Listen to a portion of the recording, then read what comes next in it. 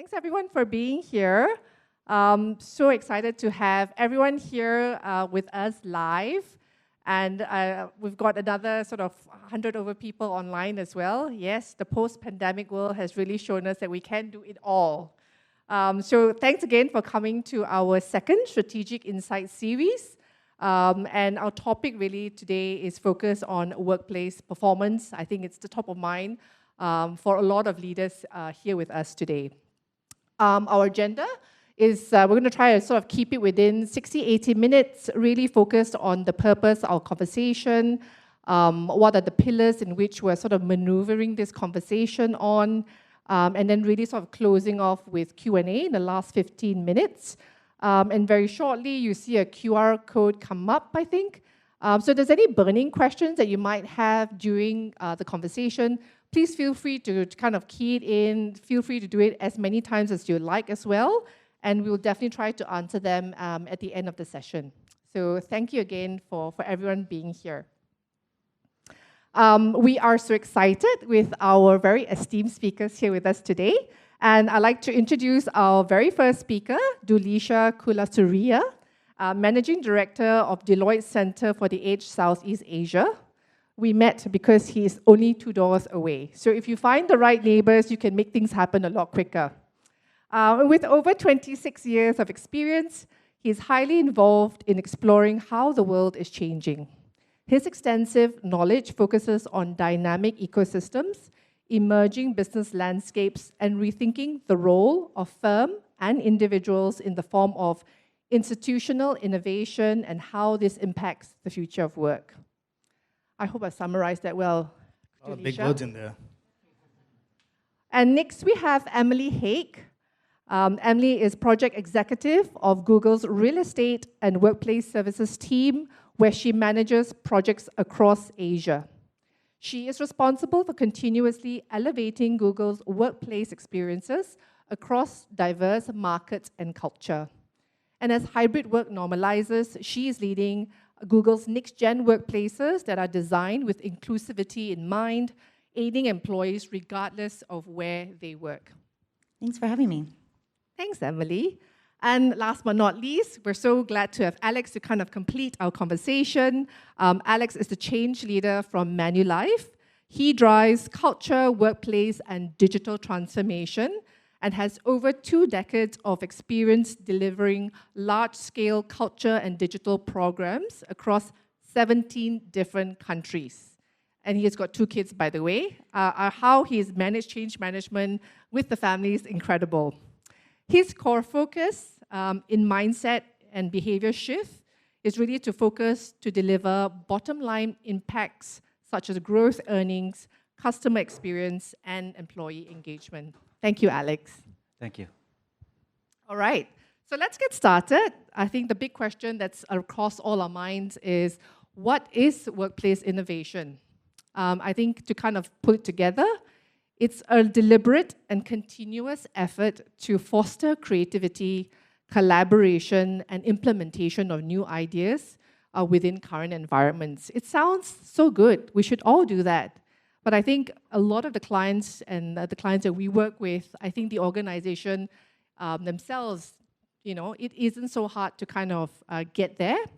And we thought this diagram titled The Fifth Element, that was developed by the Workplace Innovation Europe in 2015, recognizes that we need interdependent levers to embed that culture of innovation and empowerment throughout the organization. Some interesting facets and sort of characteristics sort of call out things like enterprising behavior, resilience. So we're going to be unpacking a little bit more of that in our conversation, right? Now, the 3 pillars of innovation as we see it are highly intertwined. They comprise of people, systems, and space. People infuse ideas and culture. Systems channel process. And space molds experiences. Together, they construct an environment to foster relationships and ideation. They are not interdependent of each other. So thank you again to our guest speakers with here today, who will unravel each of their pillars and how they've navigated within their organizations to address their own workplace successes. So let's put our hands together for our esteemed speakers.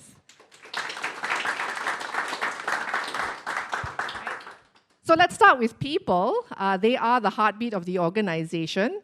According to the Harvard Business Review, employee engagement has become a top business priority for senior executives. In this rapid economy, business leaders know that having a high-performing workforce is essential for growth and survival. However, in 2019, Deloitte's review revealed that only 14% of employees are passionate about their work. And this is largely due to tightly structured processes and the command and control environment of most large organizations. So we're going to direct our first questions around people to Delisha, where cultivating engagement with employees is easier said than done. We all want it, but making it happen a lot harder. But it is necessary to flourish and spur growth. Delisha, with your experience with different organization leaders, how are leaders communicating their vision to drive that sense of purpose to achieve their goals? Thanks, Narita. So I should address this number, 14%. That's from a few years ago, 2019. That's pre-COVID. Everything changed with COVID, right? I mean, this is pre-COVID. With COVID, for many people, it really made them question why work at all.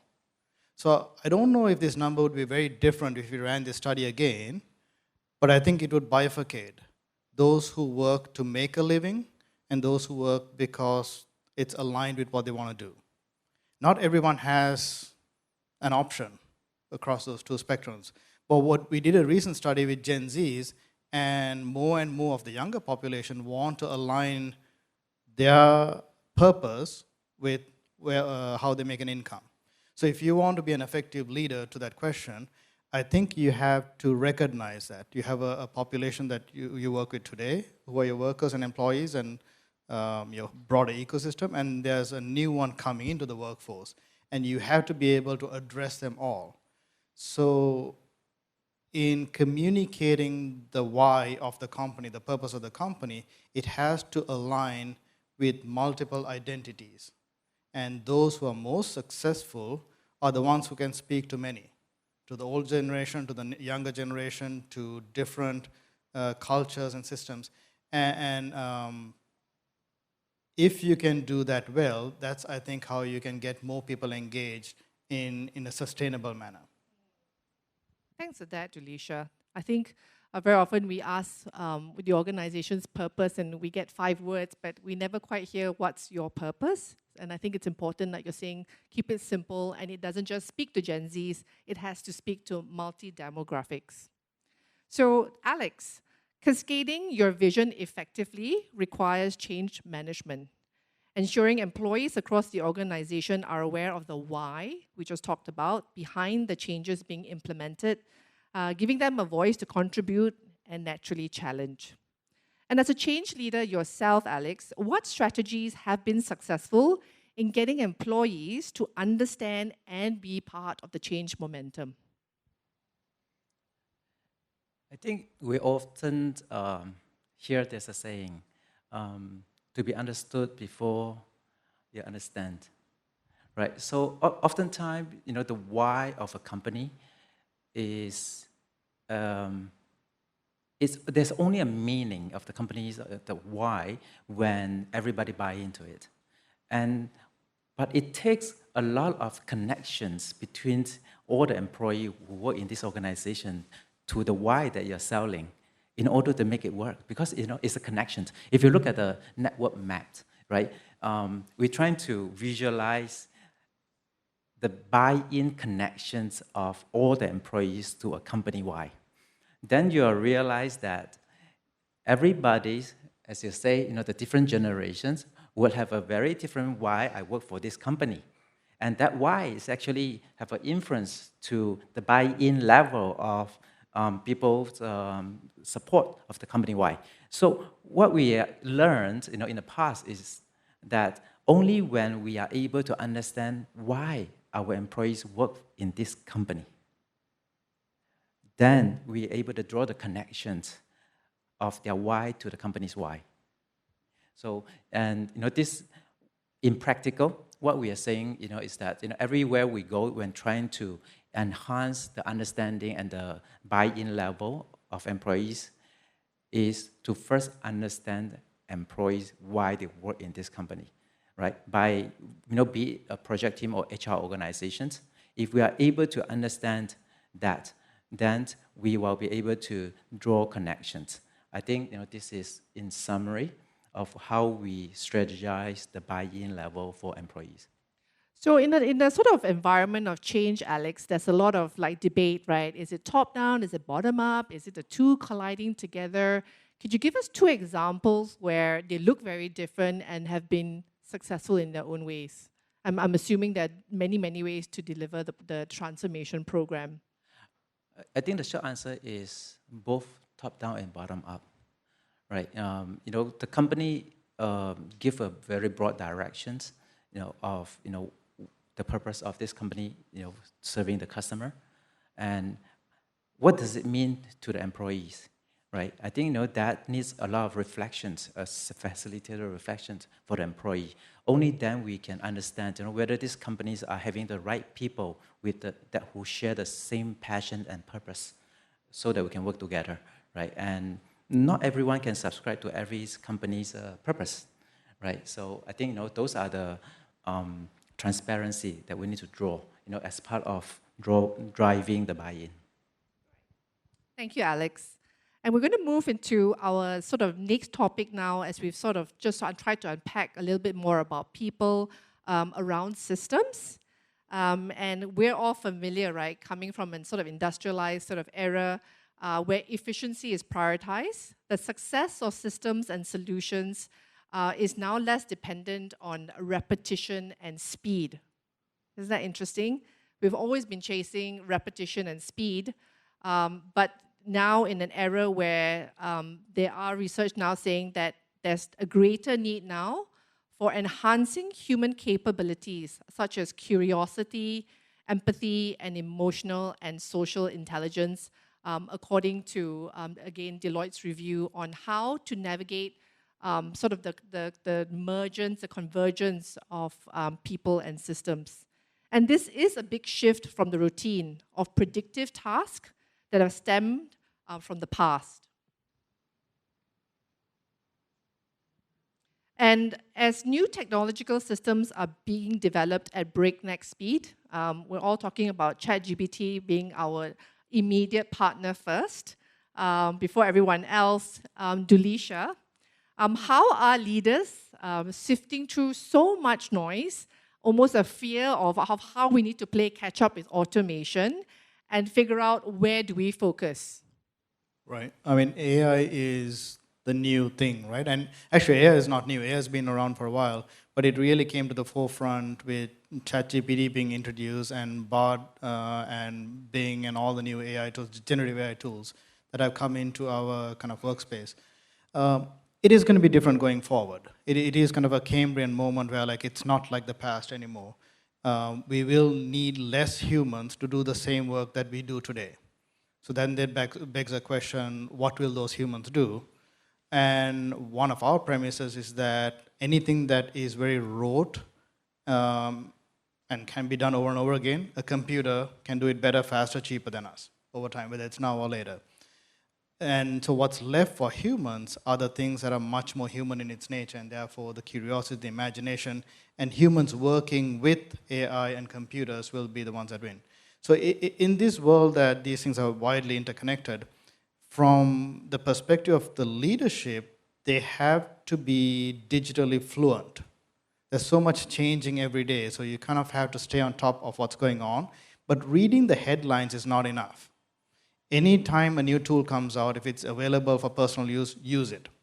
You really have to get into this. Encourage your teams to do the same thing. You have to have a sensibility, even if it's a sample size of one, of what it means, what these tools can do. That gives you a much better understanding of when it's mature enough that you should be either investing in, acquiring, or it gives you a better sense of when you should jump in to get that right product market fit for your business model. So it's going from digital fluency to actually experiencing and experimenting and piloting. That's what they need to do, and that's when they'll know when to step in. And if you do this journey along with your employees, it's not such a shock.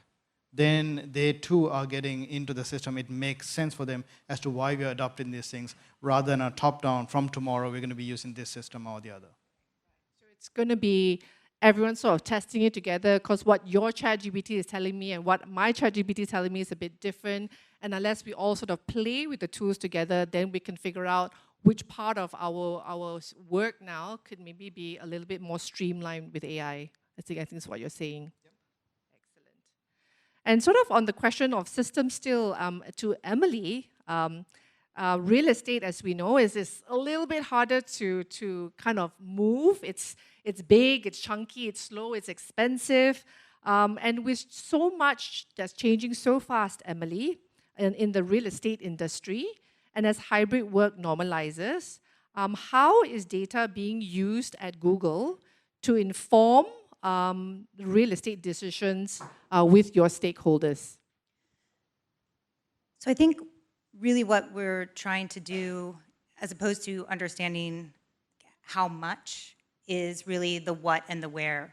So what do people need, and how is it used in order to, and then where is it used? So are they closer to their clients, to their talent base, all of that, to really inform where and what, as opposed to necessarily how much.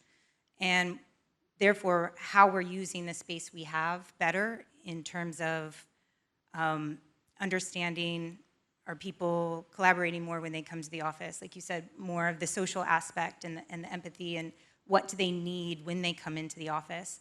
Because people need different things. So really understanding that the data of how our office is being used is then how we're making the decisions on the what and the where, as opposed to necessarily maybe the quantity or the how much.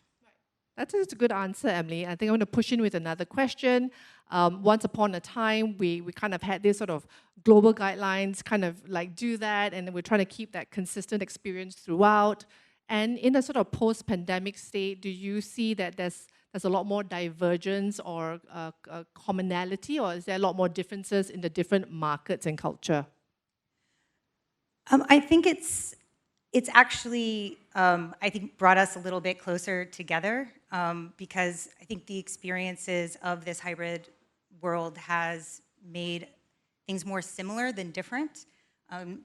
People in office in Tokyo than an office in San Francisco work much differently, but when you're dialing into a video call, it's very much the same. So I think some of that has kind of changed and brought us a little bit closer together.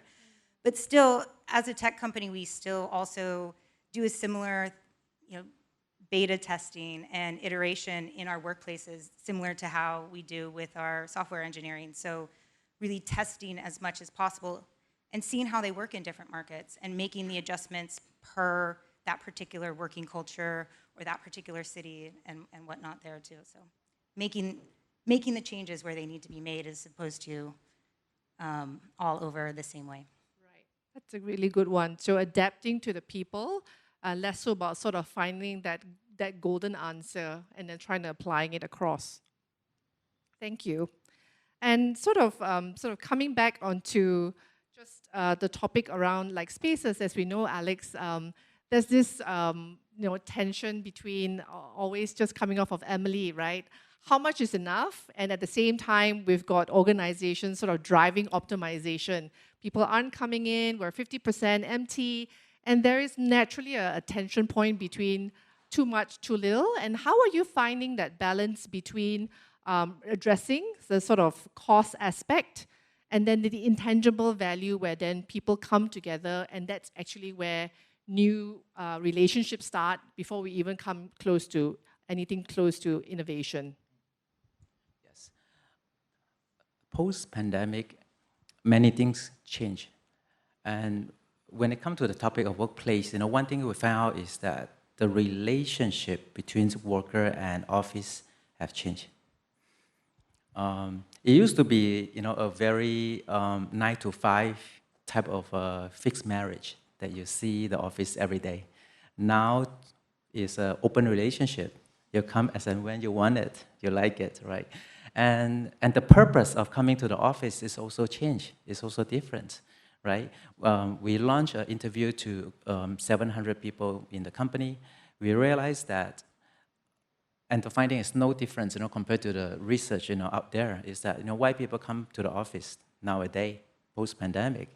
There are two big reasons. Number one, because of my friends and my colleagues in the office, right? If they're not around, I would not have no motivation to come, right? Number two is because of my bosses, right? It's not because you can do better work in the office. Yeah, it's not, if my bosses are not in the office, the chance that I come to the office is very low, right? So the two reasons, right? Because, the 3 years pandemic has proven to us that we can still get the work done, through the technologies and the collaborations. So, and because of this relationship have changed, right? This really prompts, the companies and the businesses to reflect on this, right? Are we accepting this relationship change? Are we accepting this new relationship, right? Are we transforming to the future relationship, this new relationship definition, or are we transforming back to the old relationship, meaning the 9 to 5 every day?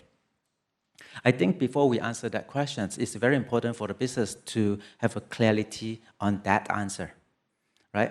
Are we changing for the future? Are we changing back to the past, right? Right. If the answer is that no, we are very conventional business, that we must, have everybody come back every day. Okay, then I think that question is no longer valid. It's just back to the original, right? But if the answer is yeah, okay, we have proven that, hey, we are moving toward hybrid organizations. Okay, then the questions come, right? So, what does hybrid means, right? What does this numbers means, right? So how do we come to this balance, this sweet spot, right? And we use data, right? What data do we use? We use two numbers. Number one, the historical return to office ratio, right? So we look at all different teams, different functions. We have a very different return to office ratio. Some teams might have 100%. Some teams might only have 20%. You're saying some teams have more friends? Some have more friends, right? And on average, what we find out is that Manulife has no much different compared to the average in Singapore, which is about 50%. It's about 49, 50%, right? Return to office, right? So, and with that, just give us the answer, give us some guidelines in terms of how we are going to optimize the real estate. Right, I think, but this, would take a big decision at the SLT level, right? Are we really making, do we really have enough confidence that we want to optimize this? Because, once we optimize, restructure the deal, restructure the lease, then that's it, right? If more people want to come back, we don't have space, right? So where's the plan B, right? That triggered into, we think about the plan B, and the plan B is satellite locations. Right? There are tons of remote co-working space out there like this, right? So instead of having one location for our company people to come back, in the future, we're going to have one location plus 50 different locations island-wide, right? So, these are the options, these are the ideas, that are being brainstormed currently. Thanks, Alex. It's a complicated one, right? It's the idea of let's have a central place where everybody comes back to. Satellite is great because it's convenient, but then you might not bump into your friends. I think it's definitely a tricky one, but it was really helpful to look at the core drivers now when making those decisions. Thanks for that. And I think it's a great segue as we then move into the third pillar, addressing space. And we believe that optimal workplace strategy and design is what separates leading organizations from their competition. In a recent Fortune article, last week actually, 4 in 5 leaders regretted their decision on a mandated return to office policy. The problem, they said, they didn't have access to workplace data to help them make that decision. In fact, 1 in 4 made decisions based on their gut feeling. There are lots of nods in the room. I think this is resonating. So I think this study was 1,000 people in the US, but I think it's sort of maybe quite consistent even across Asia. And when we surveyed 3,000 over employees across Asia with our What Office Type Are You tool for the past 3 years, we realized that the demand and appetite for spaces is more divergent than ever in a post-pandemic world. The chart you see in front of you gives you an idea whether you're in education, finance, retail, apparel, what the different organizations need for solutions or knowledge sharing and focus. Let's not focus, the office is still there to do that kind of work, is starting to look increasingly divergent. And going back to what Fortune just said, if you don't know, how would you make the right decision?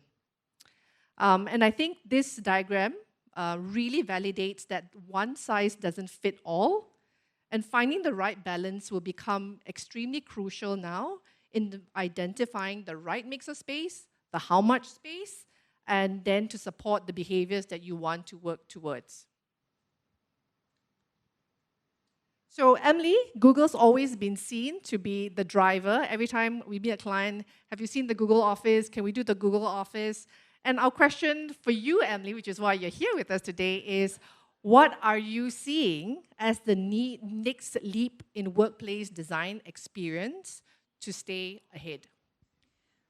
Well, what it is now is the coffee, by the way, just in case. It's really good. I think really what we're aiming for is looking through workplace and design through the lens of inclusivity, like you mentioned before. Inclusivity meaning a lot of choice for the different ways people work. And when we're designing in a way that is more universal, then we're able to be a little bit more flexible. I think Alex was mentioning we're able to shift quicker to different needs because we're able to think in the different ways that people work. Not all people work the same way. Not all people come to the office for the same thing. So continuing to look through that inclusive lens, I think will continue to help us improve. And as I said before, as we're testing, then taking that inclusivity to then the next step to keep going. And you talked a little bit about inclusivity in many different aspects. Could you share around kind of where maybe behavioral, sensorial experiences are something that maybe we didn't have to think about as much before? And could you share what are some maybe recent findings on that? Yeah, as we all went home, I think some people thrived at home more than they did at the office. Other people didn't thrive as much staying home because they needed that interaction. And finding out some of those people did really well focusing at home. And why did they? Because they had more control over their space. They were able to change their space more often, any number of these things. So really taking that opportunity to then carry that back into the workplace. And what was the second part of that question? Because I lost it a little bit. No, I think I was just trying to understand. I think, there's just so much choice right now. I think you landed on the need for different choices and perhaps the elevated experiences moving from one environment to another, because maybe in the pandemic we sort of developed different behaviors, different preferences, and I think what you were landing on is the greater need for diversity now. And naturally, from a sort of facility standpoint, that's a lot harder to manage because you kind of want a lot more of the same things and it's easier to manage. But what I think you're trying to say is that may not cater to much more diverse work patterns that have emerged, preference, and then choice that now people are demanding, which again came back to Delisha, then what is my purpose here beyond the facilities? Thank you. That is where I was going. Thank you.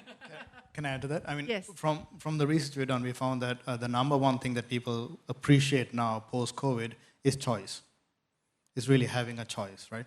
They didn't have a choice before. They didn't know they had a choice before of where you worked and what you worked. What works best, to your point, really changes based on your home situation. If you had kids running around at home, you might not want to be in that home environment. If you don't have a strong internet connection, you might not want to be in that home environment. So the type of work you do, your personality, how you work, all that comes into place. But what people really appreciate is choice.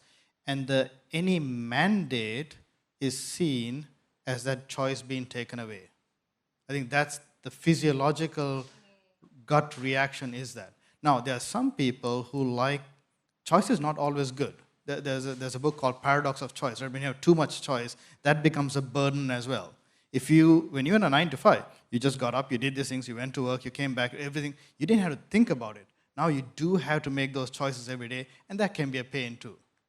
So there's a good and bad with choice, but I don't think you take the choice away. Flexibility is the new amenities.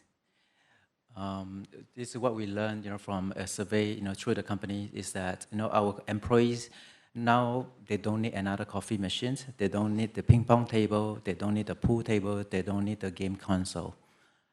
What they want is flexibility, right? I think, as the 3-year pandemic, it really helped, a lot of people to reflect on what really important and the purpose of, working or living. As a result, the expectation and the requirements, for office has a significant change. This is what we learn. Thank you, Alex. Yeah, go for it, Nathan. We can jump right into questions right now. Could somebody pass Nathan the mic, please? When you talk about choice and you give people a choice and people say they want flexibility, sometimes the answers are not necessarily true, right? And what I mean by that is we for example... Nathan, for the purpose of our online audience, do you mind asking that question again? Sorry, the question is around choice. You give people a choice, and you might not necessarily get an honest answer. People say they want flexibility. It's not easy to provide flexibility. So actually, it was a question back to Emily, only because I'm assuming someone like Google might do this. In terms of workplace intelligence and collecting information, etc., what does Google do in terms of collecting, data from workplace intelligence, and are you guys using that in some sort of AI construct to get to a truer answer, if you like, than what people may say they want, but then actually do something different? Do you get what I mean? I do get what you mean. Yes, so anecdotally, there's never any meeting rooms available, but the data shows there's plenty of meeting rooms. So really what that means is there's no meeting rooms near me at the exact time I want it. I have to walk upstairs, right? That's what you're saying? So yeah, the kind of data then that we're using, and also I don't know if you're asking me if like what specific technology we're using to collect that data. What type of things do you collect to help drive, what you build and you offer people? Yeah. Rather than just asking them, more evidence-based on what they require. Yeah, so we don't use things like occupancy sensors, 'cause we have privacy issues and security issues, and we want to make sure everybody feels safe working in the office. So we use a collection of badge data, how many people are in, how people are using the food spaces also indicates how many people are in the office. And then, yeah, our meeting rooms are all able to see it was booked for 6 people. You can't necessarily see if 6 people sat in their seats, but you can tell that people from the US were invited, so that might be something. So there's some algorithms used there to then really see how utilized that space is as well. So using those as well as then just old-fashioned clipboard occupation, or studies, people walking through the space as well. So using that data to really collect against what people are saying as there's no meeting rooms. Thanks, Emily. I wanted to just direct the question just on space to Dulisha as well. We've had prior conversation, and he had a word that I found really fascinating, which was porosity. And the Deloitte sort of consulting world is a very sort of huge sort of divergence of work styles. And with so much happening in the work and the workforce, Dulisha, in Singapore and globally, how is Deloitte framing their future workspace for the next decade? Because now the question is not a strategy for the next 3 years, the question is what's going to happen in the next decade? Right. So the way we're looking at it is, So this is looking medium to long term, how the world's changing and professional services. But in general, most institutions are going to be more porous. What that means is right now we have a bright line of an employer and employee, right? And we might have some contract workers. But when work becomes, when the whole world becomes much more agile, when the speed of change becomes more and more and more, you don't necessarily want to be stuck, maybe stuck's not the right word, with that same workforce. So you become much more like Hollywood, where there are projects and people come together with all different skills, they finish the project and then they disperse. So I would presume, or we would actually say that in the future, your employer number might be small, but your larger level of ecosystem that you work with will be much, much larger. They're affiliated with you and they come in, flow in and out. So this is proven by the number of hybrid workers, remote workers, digital natives and all that, where it gives them much more option to be affiliated with multiple companies and you do things you like to do. There'll always be a core set of employees, but we'll have a lot more porosity. So it gives individuals a lot more flexibility. It gives companies a lot more flexibility to move in one direction or the other. It takes a very different level of managing those resources when that happens, and has a huge implication on the workspace and the real estate footprint you'd need to support a much more porous organization like that. Thanks, Duleisha. So in the next 10 years, it will be Hollywood style. Ban and disband. I'm not sure how that's going to work, but I think even in the conversations we're having, clients today, they are asking about non-territorial spaces where an ecosystem of people can come in because they need the ecosystem to deliver their projects. So this is not too far off. Right. To add to that, we work with a set of clients where like they will dedicate 1 or 2 floors to the ecosystem. So they'll be running accelerators. They'll be running things that are right on their periphery within the space. So there is kind of a natural in and out with that community. And I think what we'll see in the future is more and more spaces dedicated to the kind of the periphery, the edge of your organization. Right. Thank you, Duleisha. And I know we're sort of talking in the area of space, and it's always at that tension point, how much collaboration, how much focus.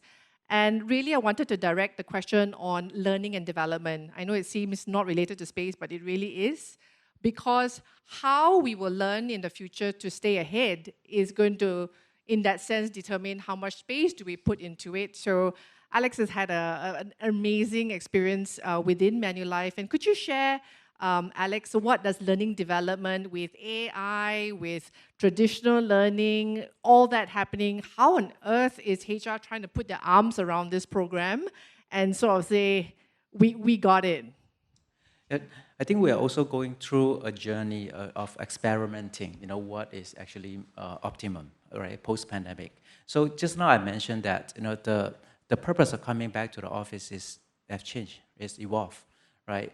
So I mentioned earlier, from an employee perspective, right? So there was 2 reasons that I want to come back to the office for my friends, my colleagues, and my bosses, right? But from the business perspective, what is the purpose of having the employees back to the office, right? It's no longer simply getting the job done because it can be done remotely, hybrid, and so on. So and what we learned, in this process is there are 2 things that really the company, the business, want to take advantage on when bringing people back. Number 1 is a social capital of all the employees, right? By building social capital, we will strengthen the internal connections that will have a larger impact, to our customer, right? That's number 1. Number 2, it is the social learning among the employees, right, of how the employees can learn from each other. And why we come to this experiment concept is because we realize that, as we are moving into this time, this generation, everyone can have access to all the information and all the learning, all the materials online, right? And today is no longer, the old time where we only have one trainer who have access to all the material, and now I'm in the classroom, I teach you, right? But right now, nowadays, everybody have access to almost the same equal of materials and knowledge in the internet, right? So, and this actually shift how we learn, right? It's no longer one trainer, one person teaching everybody.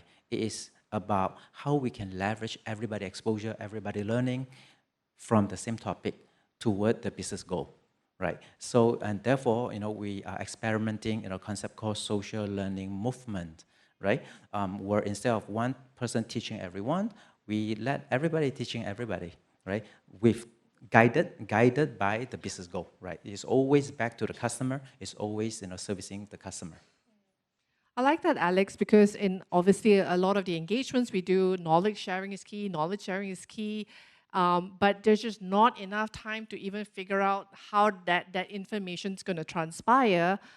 Could you share how that knowledge sharing is sort of led driven? Is it HR driven? Is it, change, transformation driven? Who's driving that social learning with within Manulife?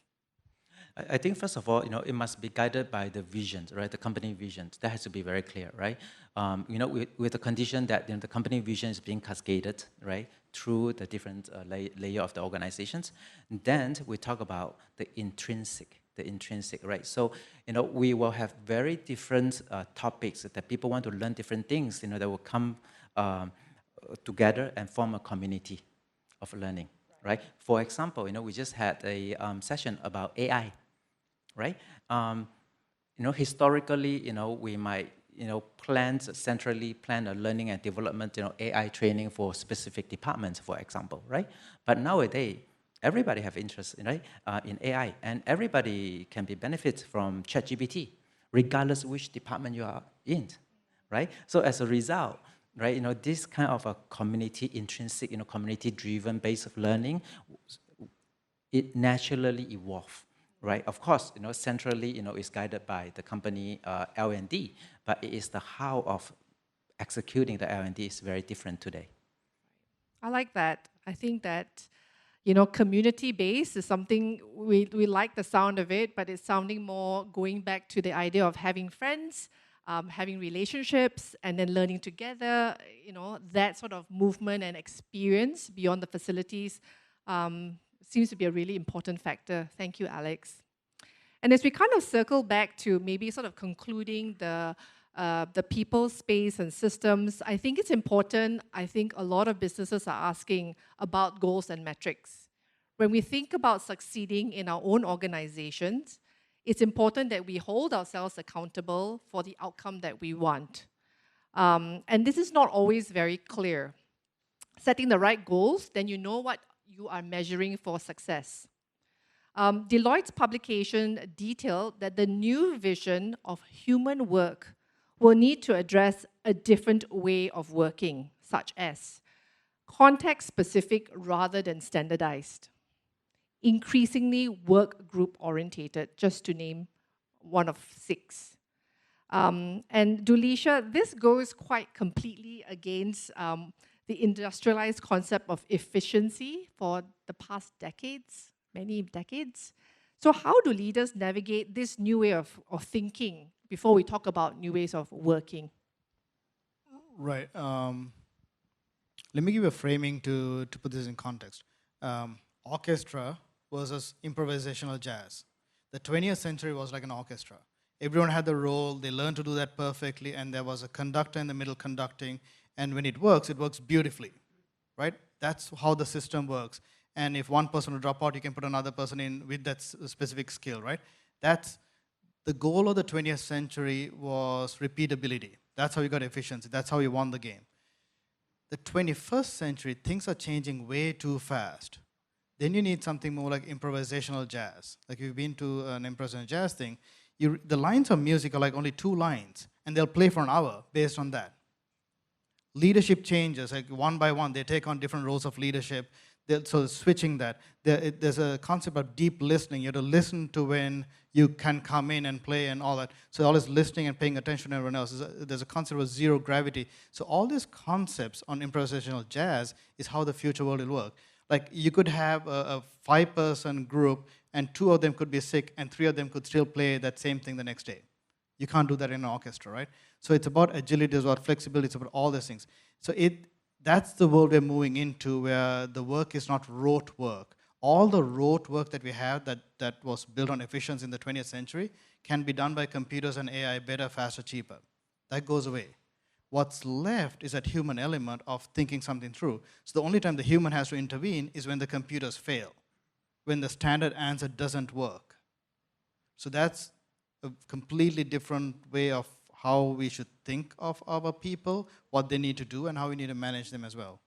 Does that answer the question? It does. It maybe has a segue to a second insight series, because that's one whole session to uncover how on earth we get our arms around that. But thank you, Delisha, because I think, we think that that's sort of happening in the next 10 years, but I think we know that in the next 3 years, how things will change is going to change quite rapidly in a very short period of time rather than 10 years. So just circling back on goals and metrics, Emily, for the purpose of Nathan here in the crowd also, Google often employs new concepts in your facilities to drive the next level of experience. Are there new measurement benchmarks of success beyond return to office utilization rates? No. We're working on it. So obviously, the return to office utilization rates are kind of baseline. We've been collecting that over the last 2 years since we started coming back. We haven't defined that benchmark metric yet outside of that, but we're working on it.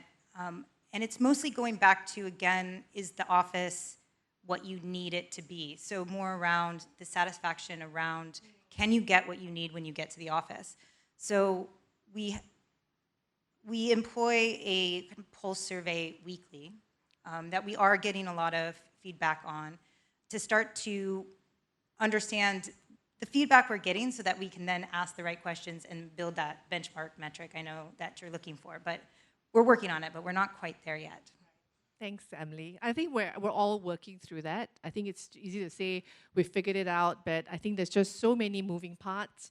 But I think it's just showing to know that while Google is still trying to figure it out, we still have time to play catch up.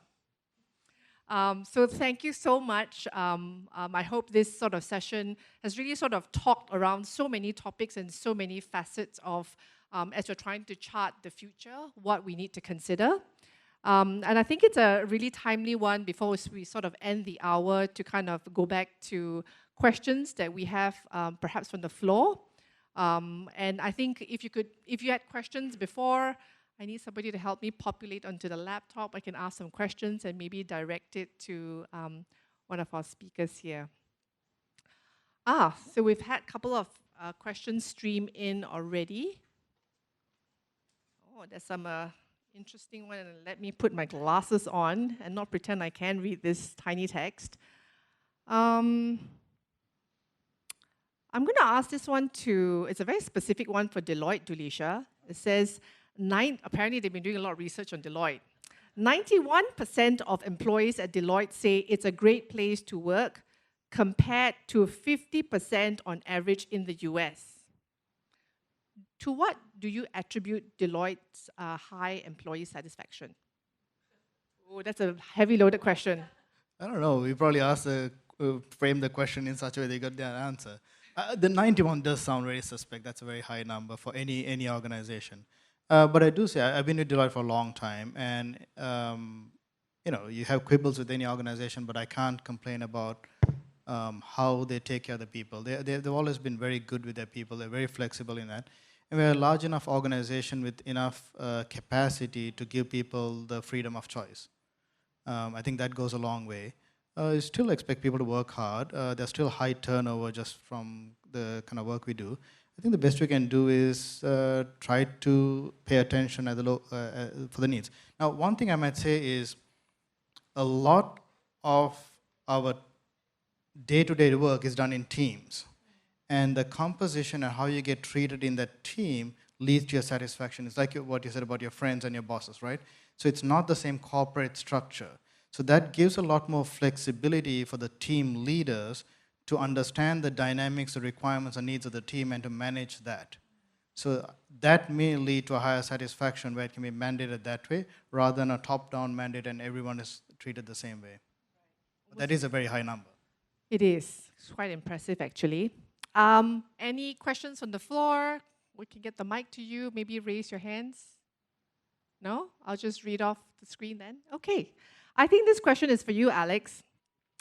How do you get buy-in from different generations whose priorities differ greatly from the boomer to the Gen Z generation? I put that word in. It just says older and younger generation, but I'm trying to just explain that there are 5 different generations in between. And I'd like to add on to that question because we seem to pronate and think like everything's about the Gen Z, but we need to recognize we still have, all the different demographics of people with us here today. So how do you navigate whose priorities do we listen to? I think the priority is always the business goal, right? And how do we unify, how do we align, all these different generations' priorities, and buy into this is through team identity, right? So we all work in some sort of team. And, businesses is organized, with many different teams and they have a primary functions, right? And how this team, is contributing to the business goal, right? So I think it's important that, whoever, you can be from different generation working in a team, and for those people who really understand the vision and the purpose of this team and why this team exists, right? And how they connect. So we always use that, business goal as a glue to glue the different generation together, right? So this is my personal learning is that when a team identity is strong in any team, that team typically is higher performant than others. So this is how we drive, the different generation get, in terms of unifying their buy-in. Thanks, Alex. I like the next one. I'll open it to anybody who wants to take this question, which is kind of contradicts the Deloitte study. Employers increasingly say that being passionate about work is overrated, that it's healthy to keep a certain distance with work to help set boundaries. Thoughts? I can go right into that. Now imagine that if you had a hobby, you're a skateboarder or you're something, or you're an artist, you're doing art as a hobby. If that became your day-to-day and how you made your money, that joy might go away because you don't have a choice. So pursuing your passion as a purpose is not always the right thing. That's counter to everything we talk about and everything we say. That's one aspect of it. So, this is one of those things that all these things are true, not all at the same time. If you could find something that you're really passionate about, and your passion might be that you might be passionate about interacting with people, you might be passionate about a particular goal that you want to save the earth or whatever it is. If your day-to-day work is aligned with that passion, that drives a lot of behavior as well. So 2 very different aspects and 2 very different answers, both which can be true at the same time.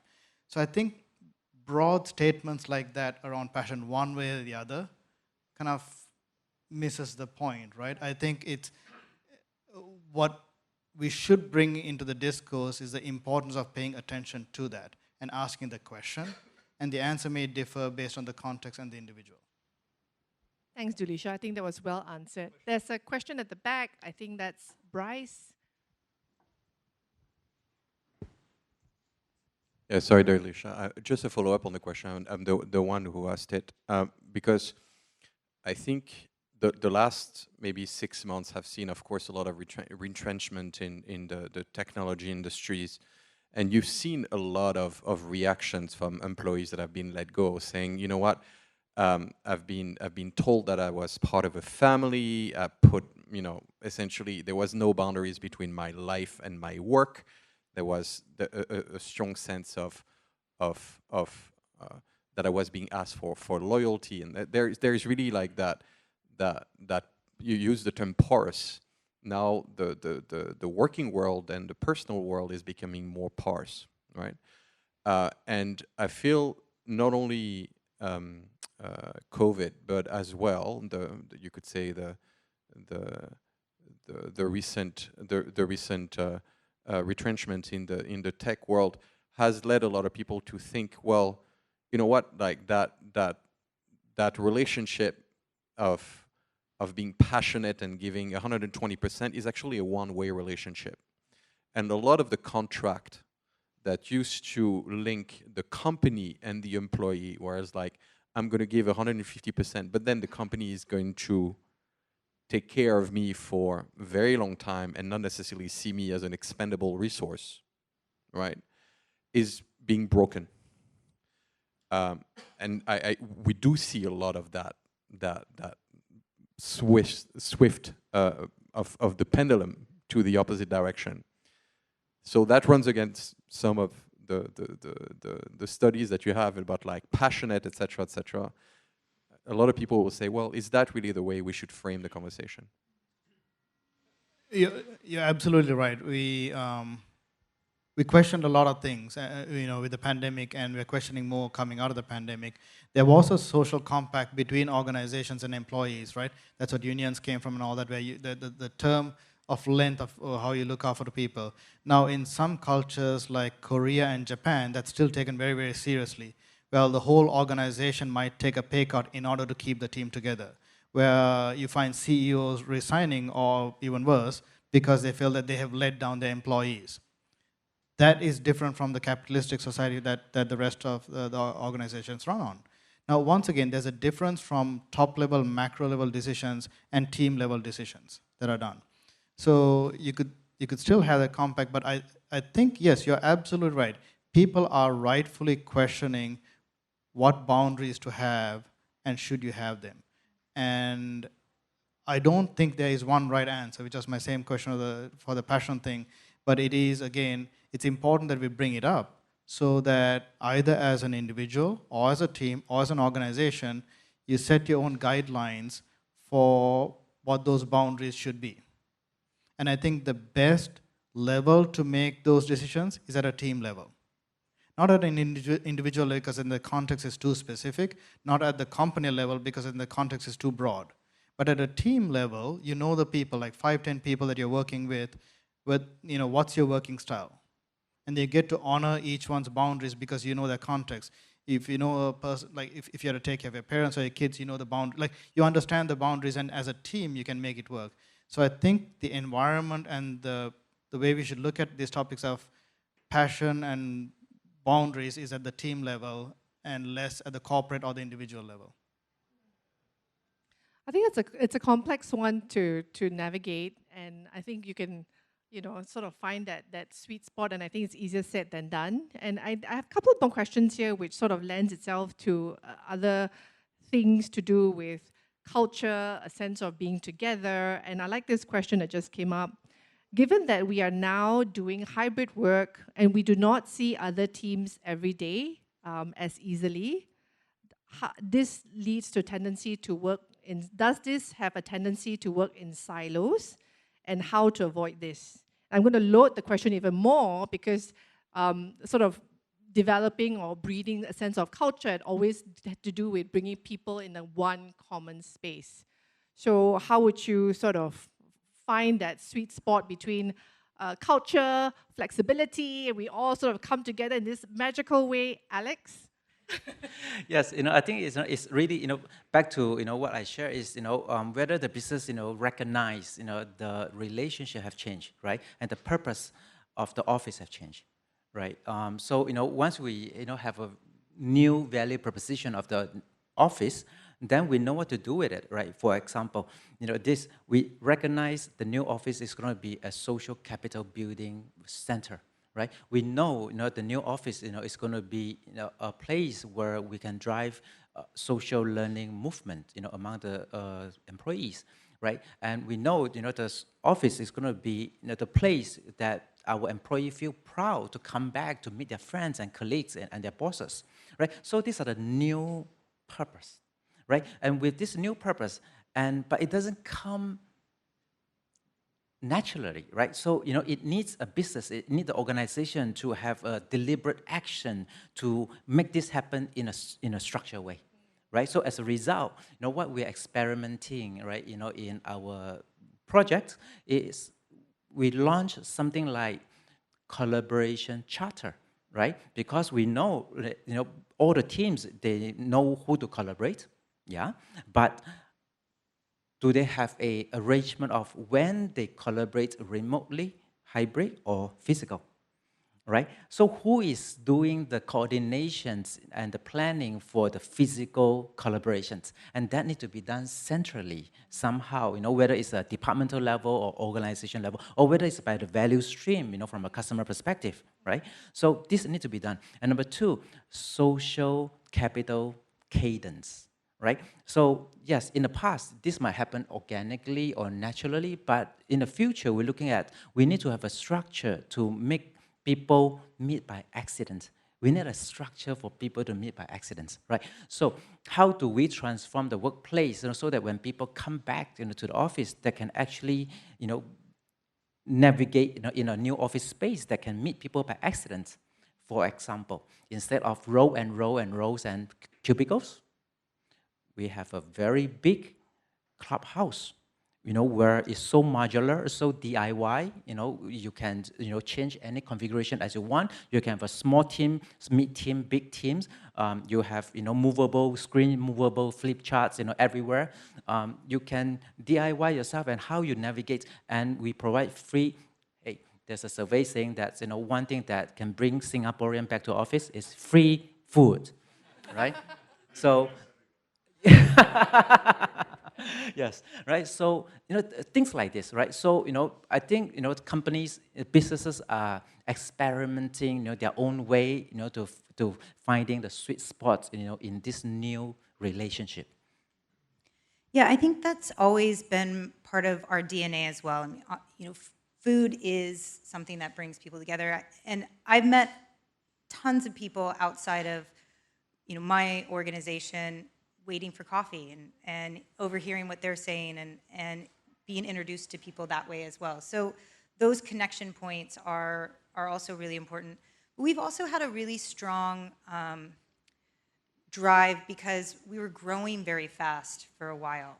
And so an office in Singapore that was very small where everybody knew each other, all of a sudden it was thousands of people and nobody knew each other. And people were feeling isolated, and this was before COVID even happened. So we'd started implementing kind of a culture club. So really getting an opportunity to get people together that don't usually work together, that aren't in the same groups and orgs, and randomly assigning them to teams and then competing against other teams.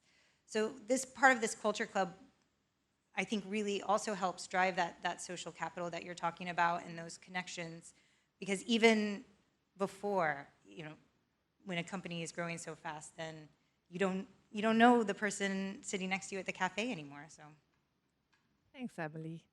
I think it's beautiful how we've kind of circled back to the three pillars that we started off with. One can't do without the other. We can't just have the space and then magically some behavior emerges. And maybe to the other point, if you had a great culture of behaviors, then the environment maybe needs to kind of nudge more of that natural instinct. And naturally then from there, systems, process, tools to then help us guide us forward as the world is changing, as Dulisha said, there's a sort of three prongs that we need to kind of always keep our fingers and pulse on. So on that, I wanted to just take this time to thank everybody here in the room, all our guests online, and for our esteemed speakers for being here with us today and sharing some incredible insights.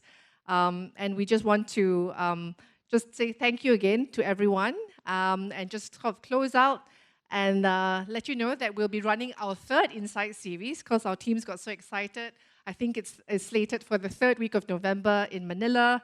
Wider, deeper conversations around AI workforce will be probably our core sort of topic then.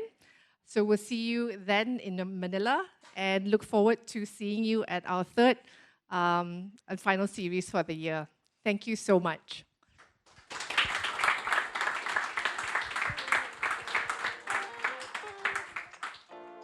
All right. So, yes, Mark, you've got one more question. I think so. I don't know. The cameras are rolling.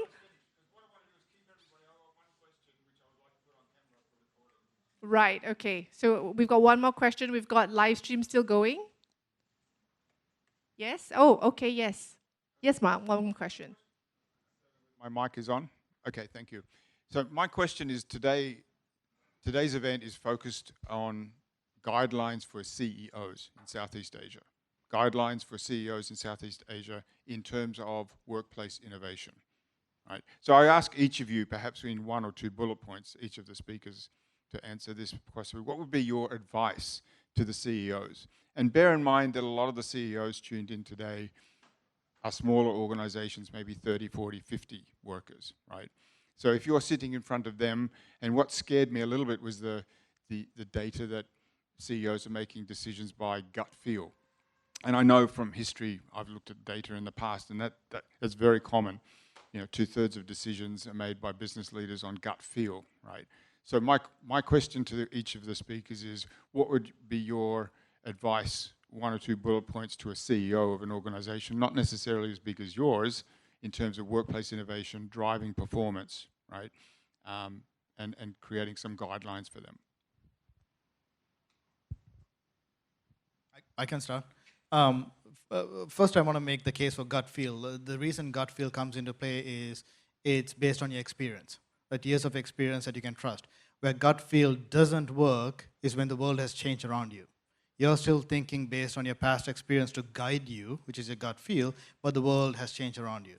So to counter that, what we would often say, even at least at a thought provocation, but more likely to take it seriously, is to take a future back and outside in perspective. So don't start from what the world is today or what the world was, your gut feeling experience, but think about where's the world going to. And that requires you to look at Gen Zs, look at like how the world's changing, and therefore what might that be, and how might your answer be different in that context versus now. That's the future back. The outside in is, again, people tend to be very anchored on who they are and what they've done, and again, anchored on their experience, right? And that's the inside out. To take an outside-in experience, to take an outside-in look, to say how might your industry have shifted, not looking at the big core guys, but what are the new emerging startups, what are they doing differently, as a way to understand the outside-in. And those 2 perspectives, I think, would work effectively to provide a counterpoint or a validation for your gut feel. So your advice to the CEOs in terms of workplace innovation to drive performance, what would be your advice to the CEO? My advice would be to look, 1, have the gut feel, but to look at it from different perspectives, a future perspective and an outside-in perspective. Thank you. Maybe Alex? Yes, and my advice would be, I think 2 words, right? Sharing your vulnerability.